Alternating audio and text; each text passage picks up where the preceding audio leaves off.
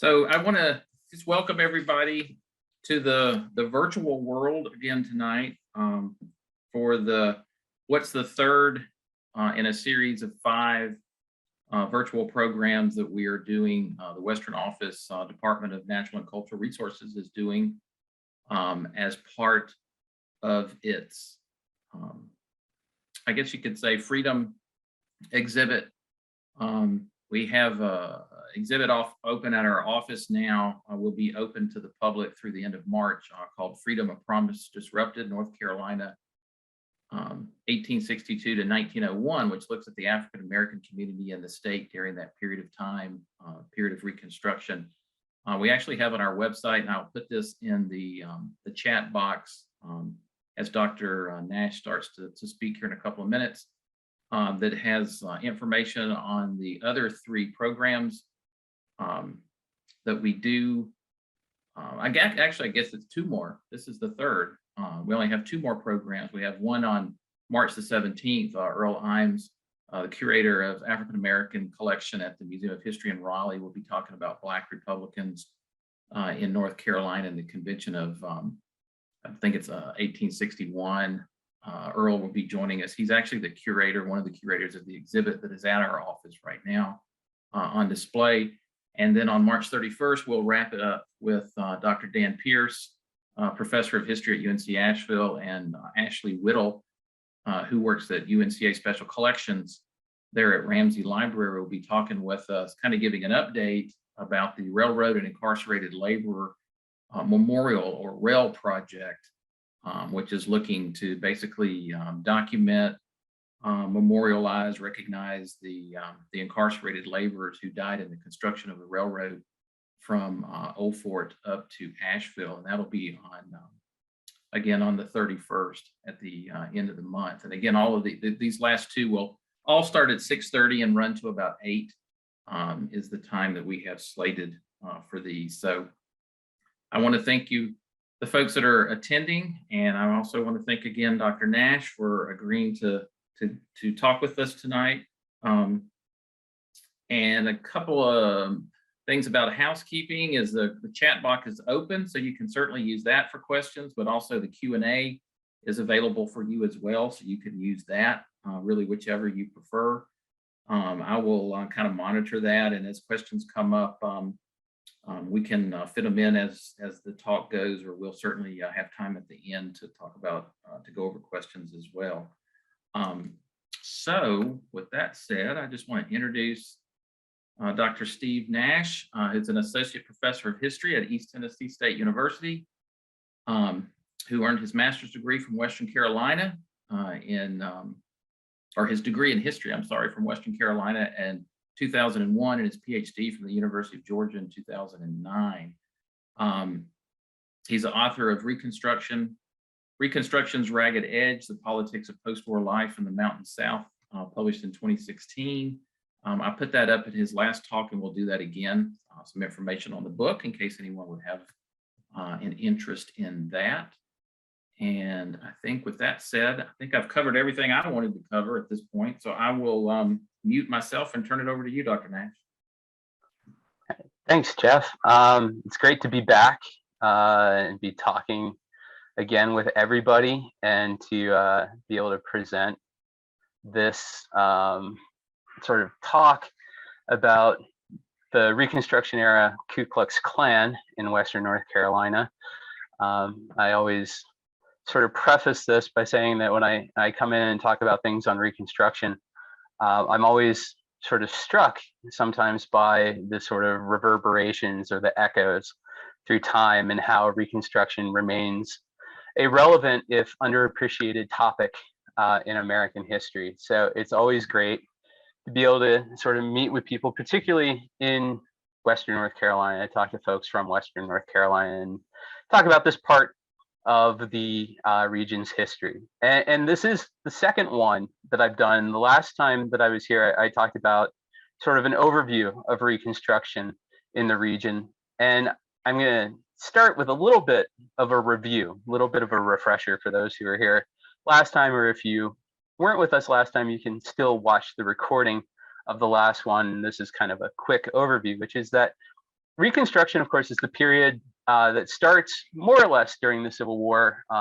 Most historians now would say that it begins with the process of emancipation during the war in 1863, and then runs through much of the 1870s, either culminating in 1877 with the sort of compromise of 1877 and the election of Rutherford B. Hayes to the presidency, and the withdrawal of troops occupying the states of Louisiana and South Carolina, or, as I argue in my book, sort of runs the issues of Reconstruction in Western North Carolina really kind of run until 1880, which in some ways sets up Dr. Pierce's talk coming up later in March about the rail project and incarcerated workers who helped to build the Western North Carolina Railroad to Asheville, 1880 being the year that the railroad reached Asheville.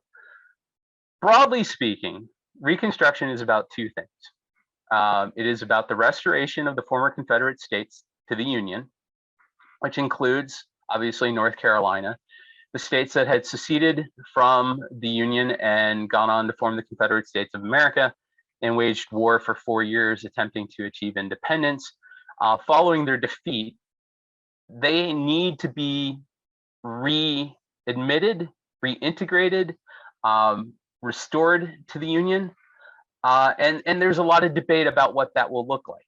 There's a lot of debate on the part of people within the Republican Party, which of course is the party that governs the United States, the majority party that governs the United States through the Civil War, and still holds significant sway after the war during Reconstruction. You know, did the Confederate States essentially commit state suicide? Had they reverted to the status of territories? How many voters would have to take an oath of loyalty? All these sorts of things in order to restore the former Confederate states to their place within the Union. So that's already a difficult issue. Arguably more important is the issue about what to do in the wake of the destruction of the institution of slavery. You now have roughly 4 million formerly enslaved people who have their own definitions of freedom, who have goals, aspirations that they want to achieve. High on that list, of course, is American U.S. citizenship and the exercises of the rights and privileges within American citizenship. And the struggles then over what they aspire to, what they hope to achieve, what they hope to accomplish, and what Northern policymakers and Northern citizens believe they should be able to do, and what the defeated white former Confederates of the South, who are still there and believe very much in 1865, 66, and increasingly more so in 67, 68, and beyond, that they have a very prominent role to play in Reconstruction. So that's kind of the backdrop. And now what I want to do is I want to turn and talk about how some of these issues play out regionally in Western North Carolina. And in talking about Reconstruction in Western North Carolina, these two main issues, the restoration of the Union and African American freedom, are very powerful and salient issues. But how they play out within the region is slightly different, because in Western North Carolina, you don't have a solidified railroad network the way that you have in other sections of the South. You have an overwhelmingly white population. African Americans constitute about 14% of the regional population. So how do these issues play out, and how do things like the Ku Klux Klan, which is most easily and simply understood as a sort of terroristic counter-revolutionary political movement, or counter movement, if you will, how does that fit within the story? What was it that sort of sparks the arrival of the Ku Klux Klan in Western North Carolina? What did they do? How did they talk about what they did, or how did they understand their position? And to that, I'm going to start with one of arguably sort of the more sort of controversial or problematic figures in Western North Carolina Reconstruction, and that's this fellow, Randolph Abbott Shotwell. Randolph Abbott Shotwell is originally from what is now West Virginia. He had served during the Civil War. He was in the North as a student at the time of secession. So he didn't partake in the secession movement directly. He was in Pennsylvania at that time. He makes his way to the South, volunteers in a Virginia infantry regiment, and is going to serve the bulk of the war up until, I believe it's 1864, when he's captured, sent to a United States prisoner of war camp in the North, and spends the remainder of the war in captivity. Once the war is over, he returns, or I should say kind of comes, really for the first time, comes to North Carolina. His father, who was a minister, had settled in Rutherford County, in Rutherfordton. And so Randolph Shotwell, Confederate veteran, ardent secessionist, comes to North Carolina, comes to Western North Carolina for the first time in 1865 in the wake of Confederate defeat. To spoil the story, he's going to become a major leader in the Ku Klux Klan in Western North Carolina. He is, of course, also locally known in Buncombe County as the founder of the Asheville Citizen newspaper. And Shotwell writes a memoir that is edited by a historian by the name of James G. de Rolac Hamilton. Shotwell writes a memoir, and in his memoir, as he talks about Reconstruction, he lays out what he thinks are the 5 sort of pillars, the key things that people need to understand about Reconstruction, and in the context of why did the Ku Klux Klan come to be.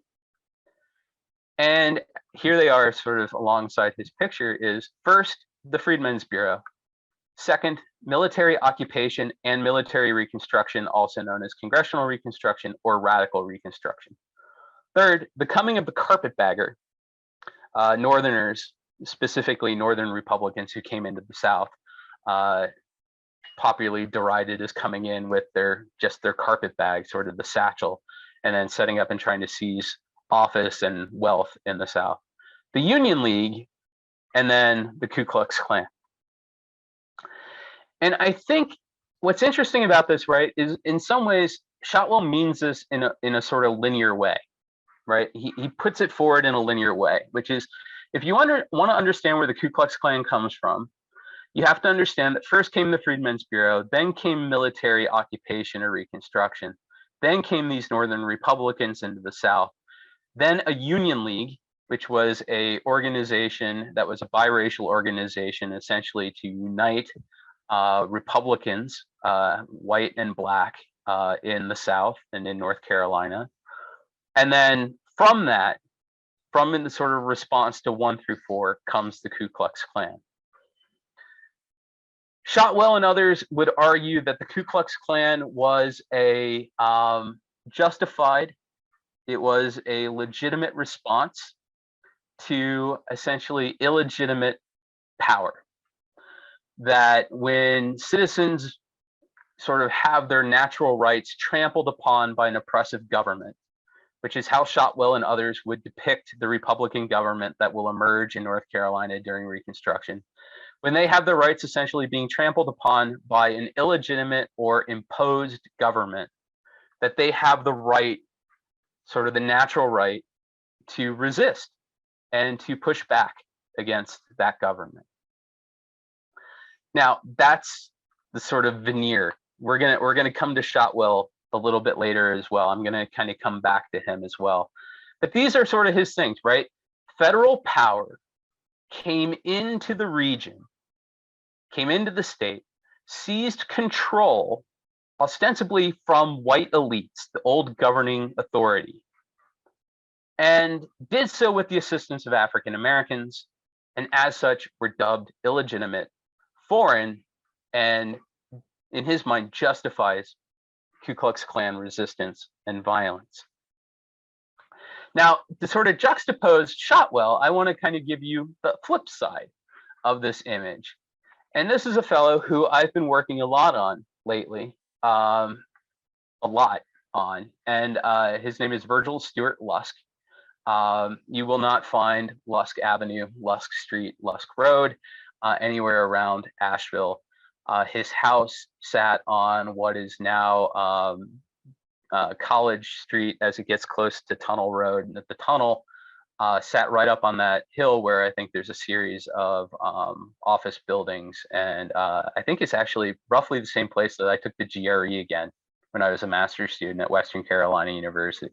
Had no idea at the time that I basically was taking the exam in what could have been Virgil Lusk's foyer, but that's roughly where he was located. He was a lawyer for pretty much his entire life.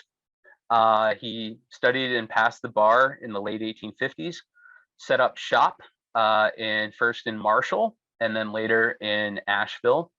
During the Civil War, Virgil Lusk, who this image, of course, is much older than what he would have been at this time. He was born, as you can see, in 1836. Lusk was a Confederate cavalry officer who was captured in 1862 and spent 3 years of his life, the remainder of the Civil War, in a Union prisoner camp, Johnson's Island, up near Lake Erie. And Lusk is interesting because he's kind of the flip side of Shotwell. And these two guys are very connected, as you're going to hear as the story goes along. He's the flip side of Shotwell. He's a Confederate officer who laid down not only his sword, but the cause in 1865. He's going to become a Republican in politics, and he's going to be a Republican all the way up until his death in Asheville, which, if you're kind of doing the math, means that basically Virgil Lusk probably voted for every Republican president from U.S. Grant to Hoover, which is pretty mind-blowing when you think about it. So Lusk becomes a Republican. In fact, Lusk becomes the solicitor of the mountainous 11th Judicial District. Lusk is going to rise to becoming an assistant district attorney for the Western District, newly created in the 1870s for North Carolina, a federal court district. And it's Lusk who's going to largely supervise and oversee the prosecution of many of these suspected Ku Klux Klansmen. And to sort of put Lusk even more sort of in contrast with Shotwell, Lusk testified multiple times before congressional committees after the end of the Civil War. And at one point, in one of his points of testimony, Lusk was asked more or less, how could you suppress and how could you control or end the Ku Klux Klan in North Carolina? To which Lusk, and he was rather notoriously blunt, Lusk said, and I quote, "I think that there are two ways to stop it," meaning the Ku Klux Klan. One is the administration of hemp. The administration of hemp. Hang the ringleaders of the concern. In other words, you want to solve this, one of the first things you can do is hang people. The other part is dealing with sort of, the aftermath and sort of violence. How else could you deal with these things? Would be to, quote unquote, pay the Confederate war debt, compensate for former Confederates for their emancipated slaves, and give them all of the offices, meaning political offices, and acknowledge the existence of the Confederacy. When pressed by the congressman, if what Lusk was actually sort of implying was essentially for the United States to surrender retroactively, Lusk said, yes, if you want to handle it, you can do it one of two ways. So clearly, this is a man who doesn't necessarily mess around, has a very clear understanding, puts himself in a very sort of strong position vis-a-vis the Ku Klux Klan in Western North Carolina. So let's sort of think about this. Where does the Klan come from? Why does it emerge when it does? What does it do? And Shotwell says, right, that the beginning of this has to deal with the Freedmen's Bureau. So let's talk about the Freedmen's Bureau. And for those of you who joined us last time, this is going to be a somewhat familiar image. This is from the Mapping the Freedmen's Bureau website, which I included there for those of you who want to go do some additional research and looking up after we're done here today. But one of the things that you can see here is the way that the way that the Freedmen's Bureau was sort of scattered across the region. there were really sort of 5 offices in Western North Carolina, if sort of sustained offices where there's a Freedmen's Bureau agent located. The one sort of, if you look sort of in West, so the one right smack in the middle of the screen for orientation, that's Asheville. So that's the Asheville office. The one sort of down and to the left from there is Franklin in Macon County. The one sort of up and to the right slightly, as you can tell, that's Morganton. The one sort of slightly up and to the right from Morganton, sort of if you follow the line from Morganton to Lenoir and keep going in that direction, that's Wilkesboro. And then if you kind of, turn from Wilkesboro and sort of finish our upside down shape, that is West Jefferson up in Ashe County. Those are the 5 main Freedmen's Bureau offices. And it's interesting, right? If Shotwell says, if you want to understand where the Ku Klux come from, you got to start with the Freedmen's Bureau. The Freedmen's Bureau is an interesting organization to be in Western North Carolina. Ostensibly, the Freedmen's Bureau's job is to oversee the end of slavery and the adjustment to citizenship for African Americans. There's not a lot of African Americans in Western North Carolina, numerically speaking. And as you can tell, as you look sort of to the east of Morganton, you start seeing a lot more cluster of bureau agents placed in places like Salisbury and Charlotte, and then going down into South Carolina, Greenville, Spartanburg. There's only 5 for all of Western North Carolina at a time where you do not have a railroad. And we know that this is a very mountainous region. So communication was very limited. Transportation in and out was difficult. So these bureau agents were essentially islands of federal power. And they were clothed, particularly after 1867, they were clothed with significant power. The bureau agents could negotiate labor contracts. They could intervene in apprenticeship bonds. They got involved in court cases involving African Americans because the North Carolina state law at the time prohibited African Americans from participating in many court cases, and really only court cases involving other African Americans. They couldn't testify against white people, for instance. So the Bureau could get involved in instances where they felt like African Americans were not being heard in court cases. They could call in the military if they felt like they needed further support and police power. So the Bureau, particularly after the creation of congressional Reconstruction in March of 1867, in which the United States government created federal military districts, and North Carolina was in the 2nd military district, along with South Carolina. That really after that, the Bureau becomes very strong. And in Western North Carolina, the Freedmen's Bureau is really the most tangible, accessible form of federal power. And in Asheville, for instance, that figure is a man by the name of Oscar Eastman. And this image maybe isn't quite as exciting, and it's certainly not a great image, but I can't tell you how much I love this picture because I've looked for years to find a picture of Oscar Eastman. And finally, thanks to the power of newspapers.com, I found a picture of him associated with his obituary. And Oscar Eastman is a New Yorker. He comes to North Carolina during the war as part of Ambrose Burnside's expedition against the North Carolina coast. He sticks around afterwards. And in 1867, he's appointed the Freedmen's Bureau agent in Asheville. And in Asheville, he got involved in everything. I mean, everything. He was involved in court cases. He notoriously, if you're the perspective of the former Confederates, notoriously gets involved in a court case involving a freed person by the name of Cammie Spears. Spears had been arrested and charged with theft.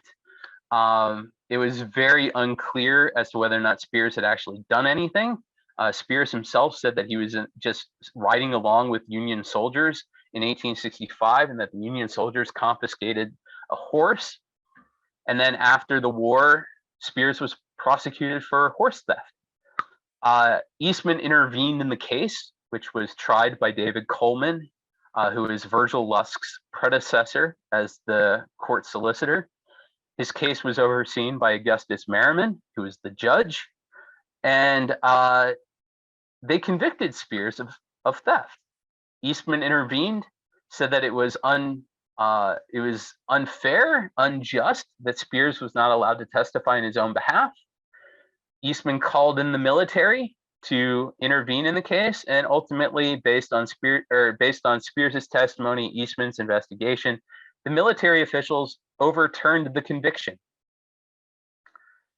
So clearly, this is a guy who was not afraid of exercising the federal power that was put in his hands, and was not afraid of upsetting local white elite politicians, Coleman, Merriman, for instance. So Eastman is very active, very involved. And one of the things that he and other Bureau agents get involved in is the registration of African-American voters. In 1867, the Freedmen's Bureau is going to oversee the registration of African-American voters for the first time in Southern history, first time certainly in North Carolina history, where Black men will be allowed to vote. And this is, of course, a famous colorized, it wasn't originally in color, but colorized image of a Harper's Weekly cartoon of African Americans registering to vote in Asheville. And so the Freedmen's Bureau plays an incredibly important role in uniting white and Black Republicans in the mountains of North Carolina. And this wasn't a linear line, all right? This wasn't a destined to happen sort of thing. Yes, African Americans were generally predisposed to the party of Lincoln and the party of emancipation, but even in the immediate aftermath of the war, a lot of white Unionists, people that are going to become Republican, campaigned in 1865, 1866 on things like African American colonization out of the country, proclaiming that the United States restored was a white man's country. So it took basically the white conservative elite regaining political control over the state in 1865 and then sort of solidifying further in 1866 to lead these Unionists and sort of anti-Confederates to embrace African Americans as political allies. So, as you would suspect, that sort of distrust or skepticism that would exist between Blacks who had recently heard people talking about their colonization or that this was a white man's country, they might not be fully comfortable or trusting of these people now that they're changing their positions, these white native Western North Carolinians. But with the Freedmen's Bureau helping both of them, the Freedmen's Bureau essentially acts as a bridge. It connects the two. It sort of solidifies and supports both groups. So as such, sort of African Americans turned to the Freedmen's Bureau for support. So did white Unionists turn to the Freedmen's Bureau for support. That's one of the things that makes the Freedmen's Bureau in Appalachia really somewhat different from other sections, is they got involved in a lot of affairs dealing with sort of lower class or impoverished whites as well, distributing rations to impoverished whites as well. So the Bureau helps to create this political alliance. They help to sort of unite this political alliance. And African Americans are going to be a powerful political force in Western North Carolina, far beyond their number. And this is kind of, again, stuff that I talked about last time, so I'll kind of breeze through here a little bit quickly. But this is in 1867-68. You can see the registered voter percentage, and you can see, right, that the largest registered African-American electorate was in Rutherford County, which was 22.8%. And this is roughly parallel to the population percentage. So this isn't completely sort of askew. And you can see in Buncombe County, which I sort of underlined and bolded and italicized for ease, right, 81.5% registered white voters, 18.5%. So the political power in sheer number perhaps isn't impressive. But in the election in 1868, in the state elections in 1868, African Americans were critical swing voters. When William Holden, the Republican, wins in 1868, in his election in 1868, he carried Buncombe County by just under 200 votes. By just under 200 votes. So the percentage here says 54.5, but it wasn't that big of a margin. He had won by about, I think it was about 174 votes. When you look at the registered number of voters, you'll find that African Americans constituted just over 400 voters. If you assume that just half of them voted Republican, which seems like a pretty safe assumption given the enthusiasm for Republicans amongst African Americans in the South, then they are Holden's margin of victory in Buncombe County, and not just Buncombe County, other Western counties as well. So even though one of the popular refrains of conservatives, as they were known, this basically old Whigs and Democrats, secessionists and Confederate leaders, after the war, they called themselves conservatives with a capital C. So even though the conservatives across central and eastern North Carolina, it would be screaming things like black domination, due to the sort of empowerment of African American voters after the Civil War.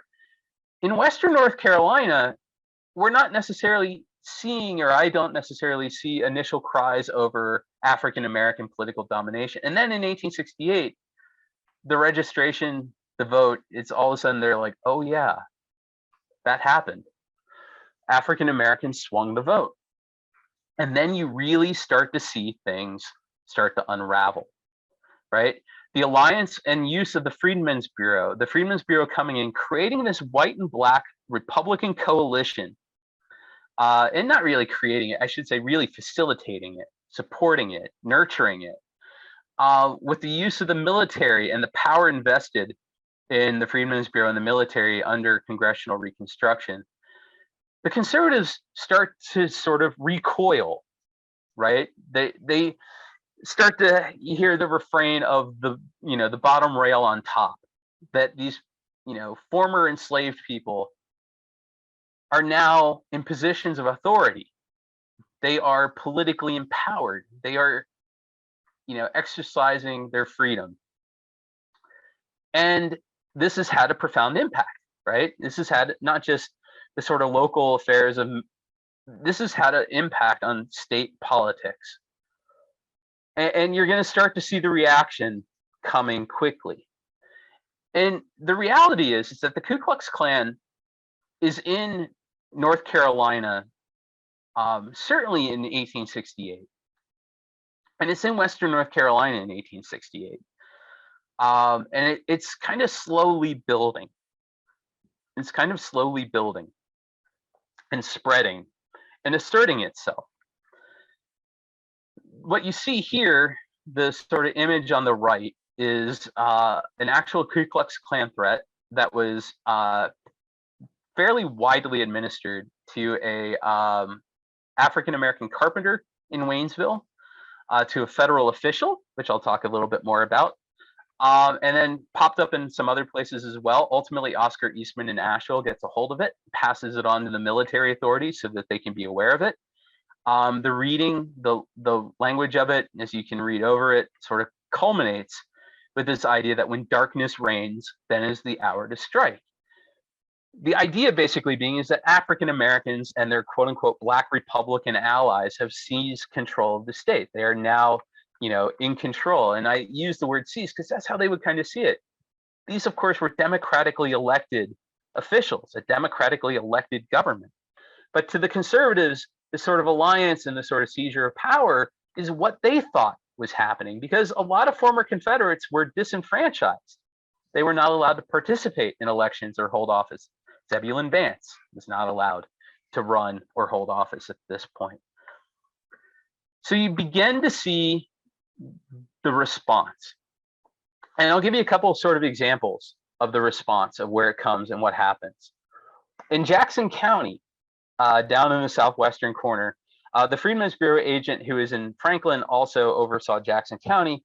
There becomes reports of an attack in April of 1868 upon an African-American man by the name of Henry Matthews. Matthews had been taken to court, essentially convicted for allegedly stealing a gun from another African-American, Within hours afterwards of the court proceedings, a band of men came upon the county jail, seized Matthews, took him outside, and beat him brutally. Matthews then fled, left the county. Last reported sightings, they believed he was in the Cashers Valley, but nobody could ever find him again. There was talk about relocating Matthews, and there was even a sort of assertion that if ultimately justice was not done in sort of convicting and handling Matthews the way that the conservatives thought it should, that the Ku Klux Klan would come in and do it. Attack upon another African-American by the name of Virgil Bryson in Jackson County makes clear the political undertones of this racial violence. Bryson had served as one of the registrars for the election in 1867. He was one of the people who oversaw the registration of voters, including African Americans, in 1867. The Freedmen's Bureau said that one of the 3 registrars had to be an African American. Bryson was that representative in Jackson County. So not long after, he becomes a target of local conservatives. The sheriff of Jackson County, acting sheriff in Jackson County by the name of Bumgarner, amongst others, terrorized Bryson. They come to his house, they bombard it with rocks and stones. They seized one occupant of the house, an African-American man by the name of Sam Hicks, took him outside, accused him of speaking disrespectfully to Sheriff Bumgarner's sister, gave him the option of going to jail or taking a whipping. Hicks, perhaps seeing and knowing what had happened to Matthews, decided that he would, rather than go to jail and risk death, accepted a physical torture, which Bumgarner administered to, according to witnesses, to about 30 lashes upon Hicks. And they didn't leave Bryson alone. They continued to attack his home. At one point, bursting into his home and seizing his gun. And at another point, Bumgarner basically came in and said, you know, if you don't get out of here, I'm going to kill you.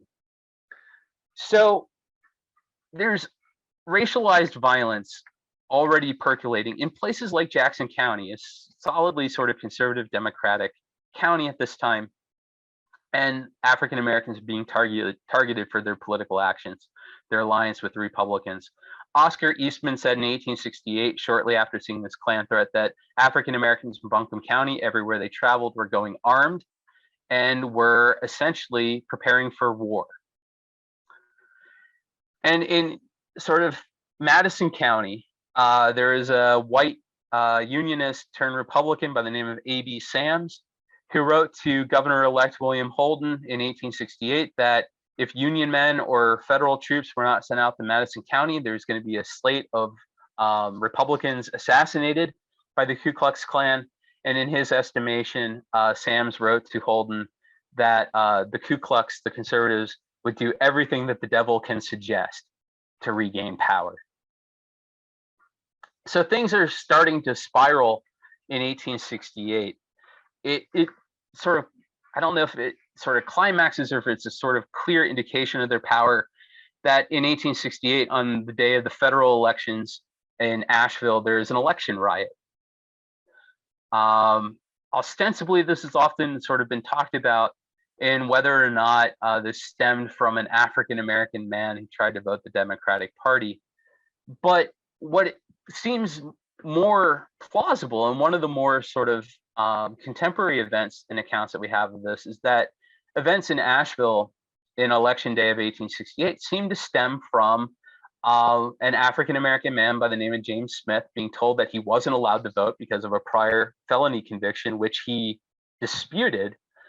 And as tensions continue to build and continue to build, ultimately, allegedly Smith shoved a white man down, and then shots just start ringing out. 18 African Americans are wounded. Smith is felled with a bullet to the face. And Alexander Hamilton Jones, a Republican in Buncombe County in Asheville, his daughter says after this that this was a clear Ku Klux Klan event, that they had been targeted and that Smith had been targeted because he had been living with the Jones family, because Alexander Hamilton Jones was a leading Republican and a congressman. So in 1868, right, here's this election riot. Things are spiraling out of control. There's violence. Oscar Eastman is still there in Asheville. He writes to the military authorities and he says, look, you got to do something. You got to send troops. Things are going to spiral out of control. And he's told basically, no, there's no more troops coming. The successful election of a Republican governor, the sort of idea that U.S. Grant had become president, led a lot of people to think that Reconstruction was kind of winding down. And Eastman, for all of his claims and all of his sort of, pleas, gets no support. So the election riot in 1868 kind of is almost like a turning point in a sort of green light that the Ku Klux can escalate, that the federal government's not going to respond. And they will escalate. In 1869, our friend Randolph Abbott Shotwell, let me come back to that. My friend Randolph Abbott Shotwell is going to move to Asheville, open the Citizen paper, begins running editorials that are bitter and hostile towards the Republicans. The Ku Klux Klan is sort of moving forward, and people like Shotwell and everything sort of deny that it even exists, right? Oh, it's overblown, it's overhyped, it's not actually what it is. In fact, what they would say is that this is like Union Leaguers. These are Republicans who are aligned with African Americans. They're doing it to themselves for political capital, right? They're making these stories up so that they can restore federal military control over the state. And in 1869, Virgil Lusk writes this sort of op-ed, which I've never been able to find. If anybody in the audience has a copy of what Virgil Lusk published in the 1869 edition of the Asheville Pioneer, send it to me. I've never found it. And so Shotwell runs these stories. Lusk writes a counter op-ed, essentially denouncing the Ku Klux Klan in no uncertain terms and everything. And the local Ku Klux, the local conservatives, decide that Lusk has to be reprimanded, has to be sort of, disciplined, censured, and they choose Shotwell to do it. And in 1869, on what is now sort of Pack Square, Courthouse Square, Lusk is going to be there talking. I believe he was being decoyed by Augustus Merriman's brother and James Merriman. And Shotwell comes up from behind and starts beating him with his cane. And Lusk was armed. He pulled his pistol and he ultimately shoots Shotwell twice, once in each leg, non-threatening. Shotwell will recover.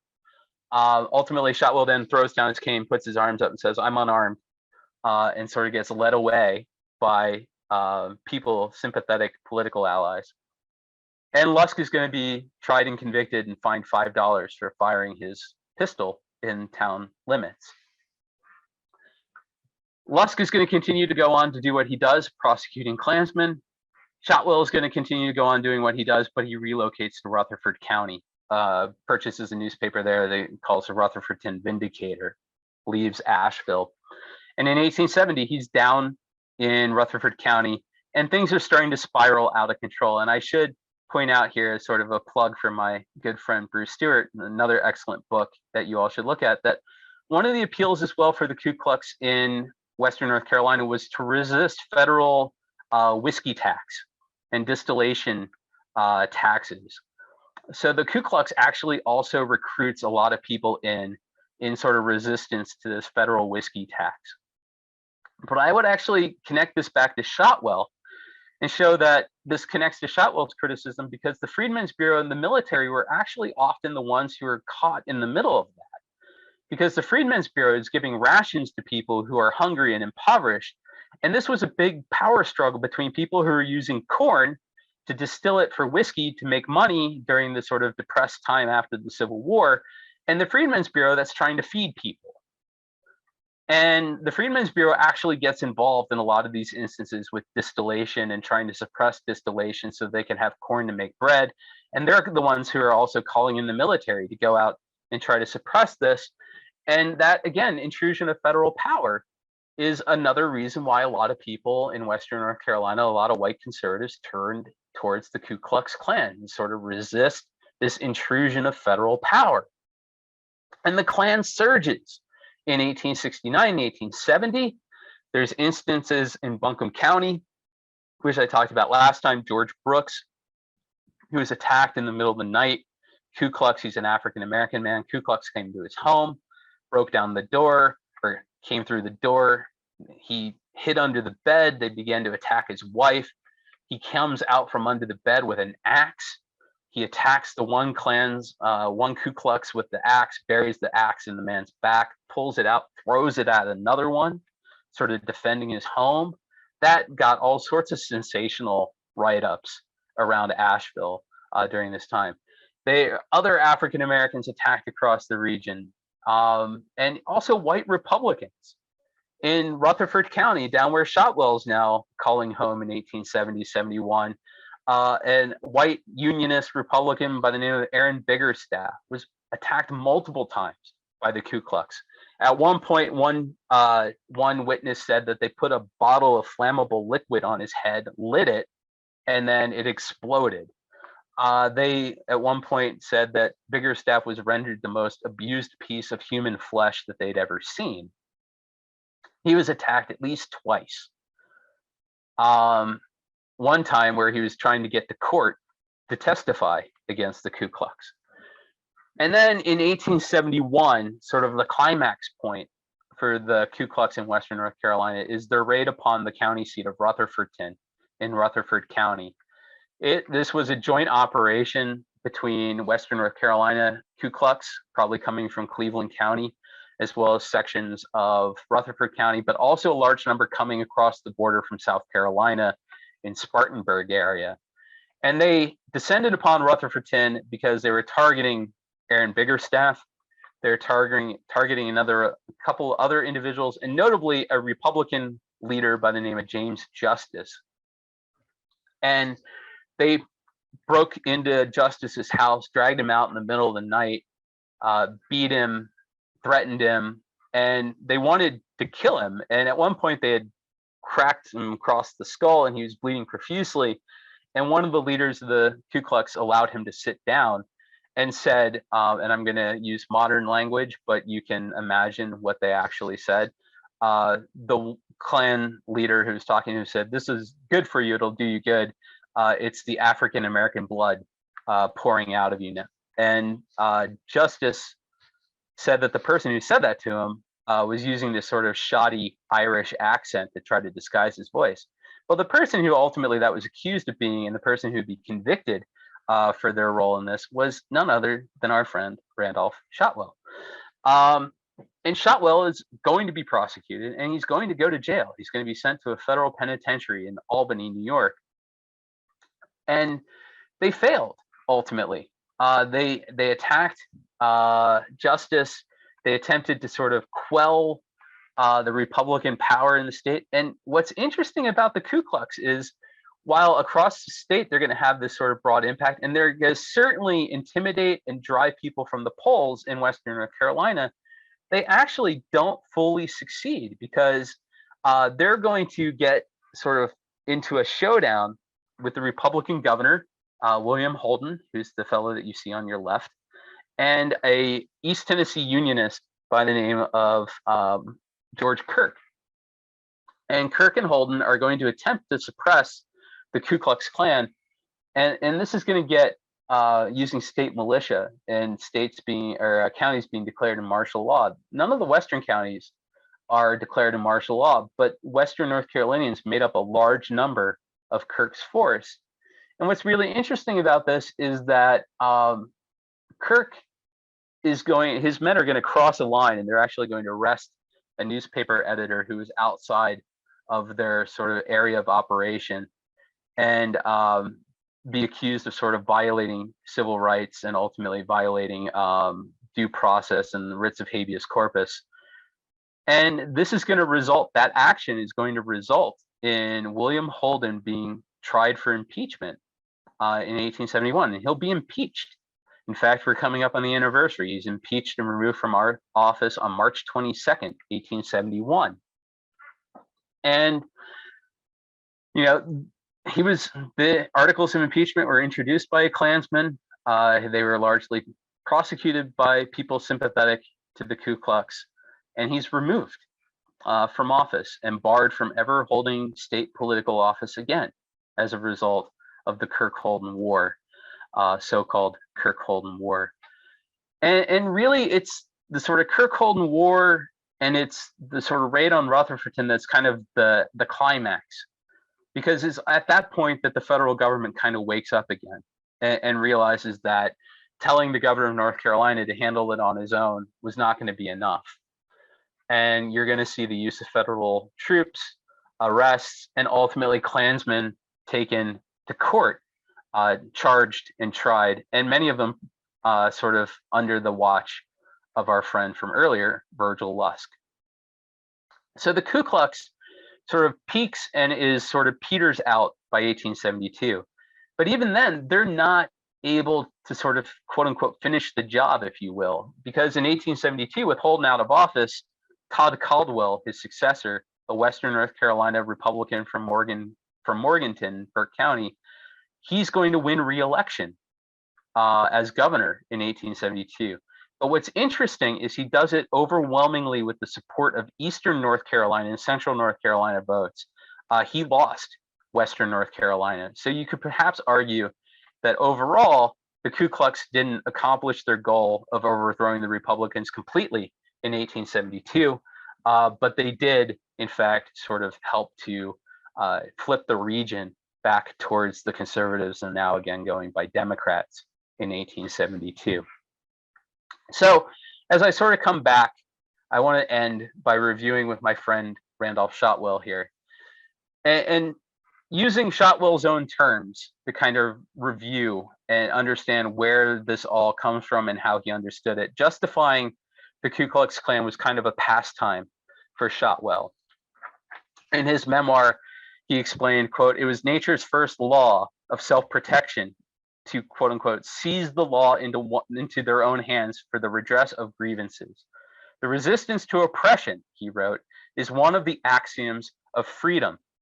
From this perspective, Shotwell says the Klan was, quote, "the legitimate and inevitable offspring of radical malice, misrule, and outrage." So let's look at these bullet points again, and let's put them in Shotwell's own words as a way to wrap this up. First, why does the Ku Klux Klan come to be the Freedmen's Bureau? What was it that Shotwell said in his memoirs about the Freedmen's Bureau? How did he define this? Quote, "The rapid and arrogant advent of the Freedmen's Bureau with its petty despots in every town and village, holding courts at all hours of day or night, and devoting every effort to create antagonism between whites and their late slaves." Second, military occupation and radical reconstruction. How did Shotwell phrase it? "The military satrapies set up by act of Congress and inspired with intense malice against the better classes of the South by the radical leaders, aided by the press, platform, and pulpit, who required the bitterest partisanry at the hands of all their agents and instruments ruling the South. Without such display of malicious partisanship, there was no hope for preferment or reward or even permanent employment."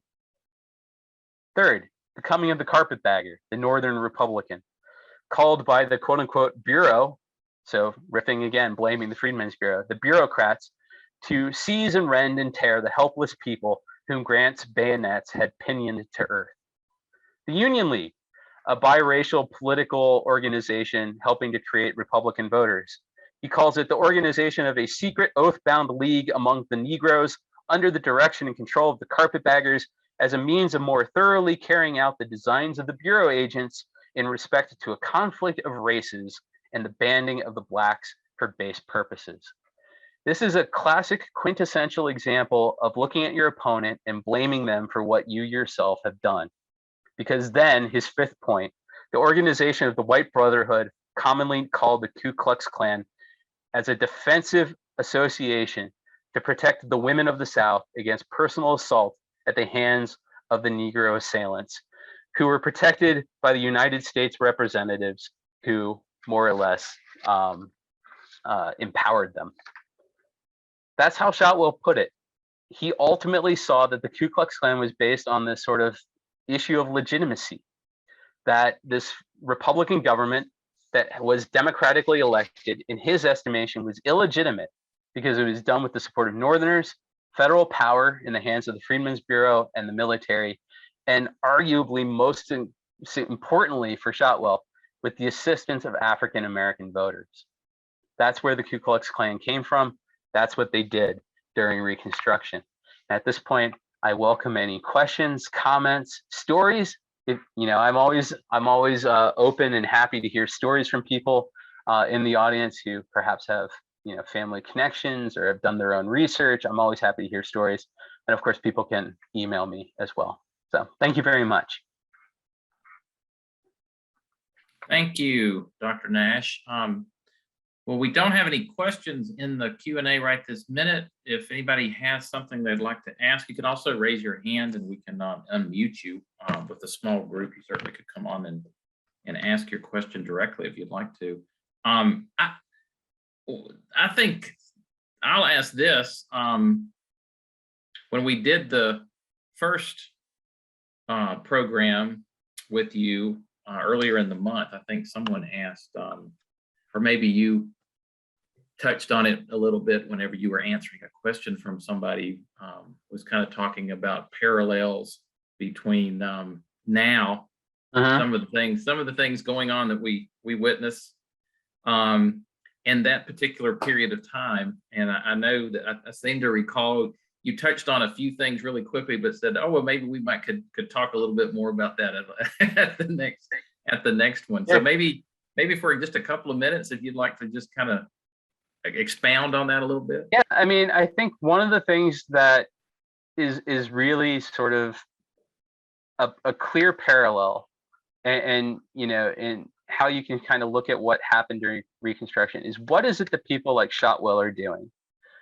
They are delegitimizing their opponent by claiming that their democratic elected government is not, in fact, democratically elected because it didn't check whatever box it is that they wanted. And in this case, for Shotwell and the Ku Klux of Western North Carolina across the state, it was the alliance of white and black Republicans. And the idea that African Americans, and Shotwell's memoir is loaded with, deeply racist language. And what I would point out, not to sort of give a sort of, a platform to that language, but what I would point out that one of the things that's really telling, and it's Shotwell, but it's not just Shotwell, but when you read his memoir, he doesn't, African American is a modern terminology, right? But it's interesting and noteworthy that anytime he talks about former enslaved people, he always refers to them as African, and he always speaks about them in a sort of foreign manner, as if that they are not actually American. So, to have African American voters play a key role in the creation of these Republican state governments, to people like Shotwell and those who joined the Ku Klux Klan, that was an indication that their governments were illegitimate, that they were foisted upon them by outside foreign power, in this case, Republicans from the North, as well as former enslaved people. And that by sort of casting then their opponents as illegitimate, they could claim this sort of political power of, natural rights to overthrow your oppressors. Again, this is kind of an example of somebody who accuses his opponents of doing that which he himself is doing by using the Ku Klux Klan to terrorize people and to, physically murder and torture people. They are transcending anything that the Union League and that the Republicans had done, and using this as a justification for power. That's one, the delegitimization of your political opposition. The second one would be misinformation. And, as I'm of a particular age that, when I talk about stuff like this with my students or whatever, I always think, the Usual Suspects, right? The movie of The Usual Suspects. And I'm not going to give away the spoiler for anybody who wants to go watch what is actually a very good movie. But, the sort of oft-quoted part that the greatest trick the devil ever pulled was to convince the world that he did not exist. The Ku Klux Klan peddled in misinformation and subterfuge. And Shotwell says, that they were aided by the press. People like Josiah Turner, who ran an influential conservative paper out of Raleigh called the Raleigh Sentinel, constantly denied that the Ku Klux Klan existed, or if it did exist, it was just a few rogue individuals, or more likely, as Shotwell would often also parrot in his memoir, that the stories of lawlessness that you're hearing coming out of places like Western North Carolina or the Piedmont, that these were African American and low white Union Leaguers who were doing these things to themselves for political benefit, and that the Ku Klux Klan did not exist. It was not this vast conspiracy, and that it was not, doing what, in fact, people could readily see and know that they were doing. And I think this is one of those things that I think is critically important about history and information. The reason why people like me know as much as what we do about what the Ku Klux Klan was doing during Reconstruction is because of a massive federal investigation led by sort of a joint congressional investigatory committee in which they compiled thousands of pages of testimony, of information, of people who are telling you these sort of, horrifying stories of people attacking them in the middle of the night, people who are being savagely beaten. In the case, famously during Reconstruction in Alamance County, the lynching of an African-American Republican leader by the name of Wyatt Outlaw, whose body was left to hang within sight of the courthouse as a warning to any Republican or any African-American Republican in the community. The betrayal and murder of a white Republican in Caswell County by the name of John Stevens. People, there's plenty of evidence. People knew what was going on, but the idea that you could just create enough doubt, and in particular, waging this campaign for the sort of northern audience to convince them that no, it's all overblown. These are just these sort of hypersensitive, power-hungry Republicans who will do anything to cling to power. These sorts of analogies, and of course, sort of an underlying about this idea about African-American political power, right, and African-American freedom, and their struggle to, overcome, centuries of enslavement, but also, right, to seize their citizenship, to participate in the process. All these sorts of things, I think, resonate to today. I guess you always, when we talk about Ku Klux Klan, as far as stories, my great grandfather was born in 1898, I believe it was, grew up in Madison County, basically lived there most of his life, moved to Buncombe County late in his life, where he passed away. But when he lived, I went and interviewed him a couple of times about various things, oral histories, a couple of oral history interviews, and asked him once about the Ku Klux Klan. Do you have any, what do you think about that? And of course, he was like, well, I never was involved in anything like that. Didn't, that wasn't anything I was interested in. But he would mention, he said, but he didn't have any story of them as far as African Americans or in the community up there, but that they would sometimes pay nightly visits with families, particularly married men who were perhaps a little too, a little, as far as talking about moonshine and stuff, a little too liquored up and not necessarily taking care of their obligations, and would pay them some visits. And not that he talked about that as a positive thing, but didn't necessarily see it as a bad thing either. Yeah, and I mean, obviously, the Ku Klux Klan was also mixed in with moonshining and distillation during Reconstruction, as we sort of talked about. But it's also interesting too. I read an article not that long ago, sort of local publication, sort of. I think it was a letter to the editor. I can't remember exactly what it was, but somebody sort of talking about the Ku Klux Klan, and I always think it's important too for people to remember that the Ku Klux have kind of reinvented themselves at different times in different ways. And the Reconstruction Era Klan comes to an end.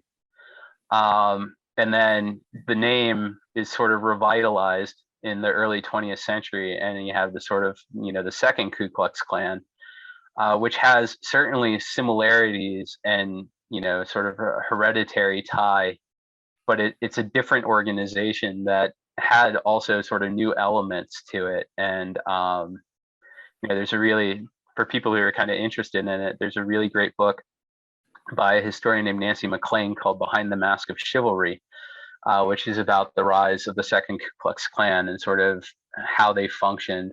And they have a good friend, another John Insco doctoral student by the name of Kevin Young, who lives up in Yancey County. And I don't know if he's tuned into any of this, so this is a shout out to Kevin. But, some of his research too is based on racial violence in Asheville and Buncombe County in the early 20th century. And one of the things I've always been struck by with Kevin's work is that the way that the situation changes and the fact that a lot of African Americans moved into Buncombe County in the early 20th century, coming up out of places like upstate South Carolina, because they saw Asheville as more safer than, say, South Carolina and the South Carolina upcountry. And then, of course, there's, tension and even violence and things that come out of that as well. So, yeah. Well, no questions have come up, which is fine. I guess we'll go ahead and I guess wrap things up. I appreciate again, Dr. Nash, you with both of the programs, and as we were talking before, and I mentioned at the beginning, these are recorded, and I have been asked several times to have recordings sent to me, so we'll continue to do that. We'll certainly encourage folks to come to the exhibit again. That is out until or is up at our office, the Western Office, Department of Natural and Cultural Resources in East Asheville, up through the end of the month. Through the 31st, and then that will be moving around the state. I think it's supposed to be going down to Fayetteville and down to Elizabeth City later on this year. So hopefully more folks will be able to take that in. But I thank you for your time. I thank the folks attending. I also want to shout out just quickly to Matt Zaire, our media production specialist with DNCR, for his help with making the presentation possible. All the recordings are actually, my understanding is, are up on the department's YouTube channel, along with many other videos of webinars and various programs and things that are done throughout the department throughout the course of the year. So encourage anyone to check that out. I'm sure you'll find some stuff you did not realize was available. So thank you again. I hope you have a great weekend. Hope all the folks watching have a great weekend as well. And we will see or be back, what did I say, March the 17th with our Earl Imes for our next program. So hope everybody has a good night. Thank you. Thank you.